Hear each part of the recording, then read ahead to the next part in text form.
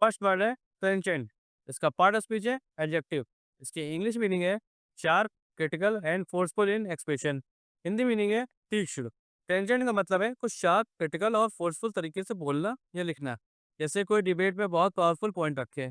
For example, her trenchant remarks during the debate left everyone speechless.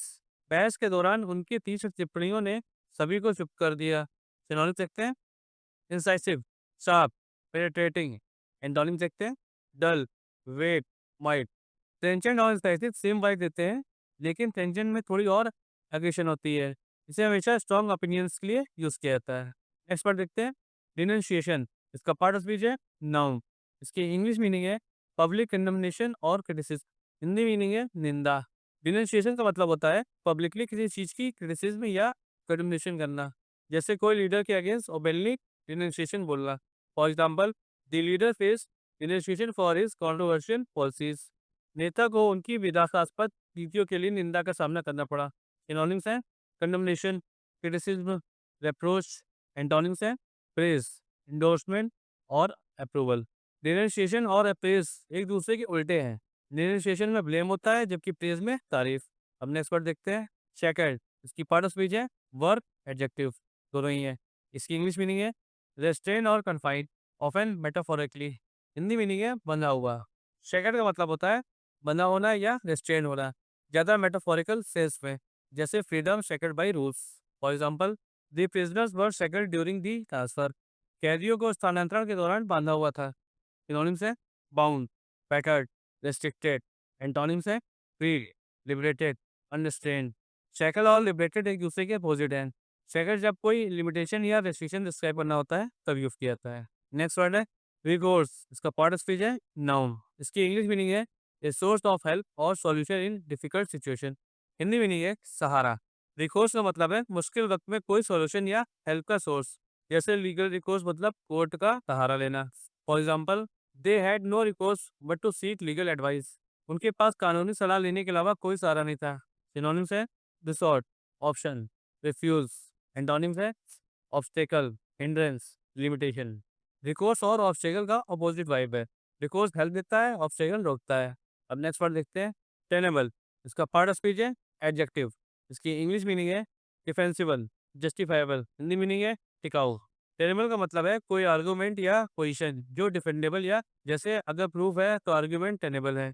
For example, his argument was not tenable due to lack of evidence.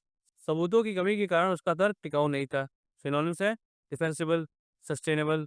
Antonyms है, untenable, इनडिफेंसिबल, invalid. Tenable और इनडिफेंसिबल opposite है। Tenable का use करो जब कोई point logic के साथ hold करता हो। अब नेक्स्ट वर्ड देखते हैं, पास टाइम, इसका पार्ट ऑफ स्पीच है नाउन, इसकी इंग्लिश मीनिंग है an activity done for enjoyment. Hindi meaning है मनोरंजन। पास टाइम का मतलब है कोई एक्टिविटी जो एन्जॉयमेंट के लिए की जाती है फ्री टाइम में, जैसे रीडिंग या गेमिंग एक पास टाइम है। For example, reading books is her favourite pass time. किताबें पढ़ना उसका पसंदीदा मनोरंजन है। सिनोनिम्स है, हॉबी, रिक्रिएशन, अम्यूजमेंट। एंटोनिम्स है, work, duty, obligation. Next word है डिट्रैक्टर्स, इसका पार्ट ऑफ स्पीच है नाउन, इसकी इंग्लिश मीनिंग है क्रिटिक्स, दोज हु अपोज और belittle something.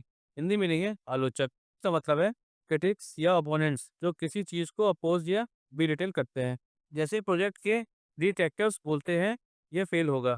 For example, despite the detractors the project gained widespread support. आलोचकों के बावजूद परियोजना को व्यापक समर्थन मिला। सिनोनिम्स देखते हैं, क्रिटिक्स, ओपोनेंट्स, एडवर्सरीज।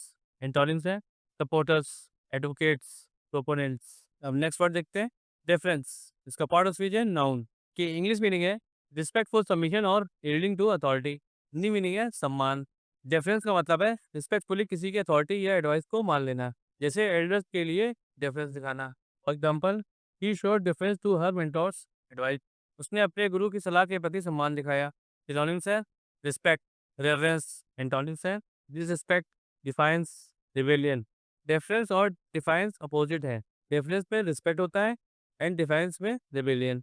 अब नेक्स्ट वर्ड देखते हैं, अनवारंटेड, इसका पार्ट ऑफ स्पीच है एडजेक्टिव, की इंग्लिश मीनिंग है unjustified, lacking a valid reason.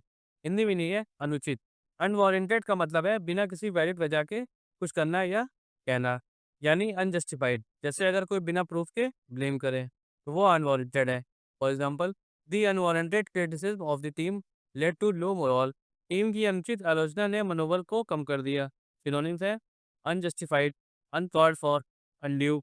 Antonyms है जस्टिफाइड, रीजनेबल, डिजर्व्ड। अनवारंटेड और जस्टिफाइड एक दूसरे के अपोजिट है। अगर कुछ फेयर और रीजनेबल है तो जस्टिफाइड, वरना अनवारंटेड। अगर ये वीडियो आपको पसंद आया तो वीडियो को लाइक करिए और अपने फ्रेंड्स के साथ शेयर करिए। और हाँ, अगर आप हमारे चैनल पर नए हैं तो चैनल को सब्सक्राइब करना ना भूलें। मिलते हैं नेक्स्ट वीडियो में। Keep learning, keep growing.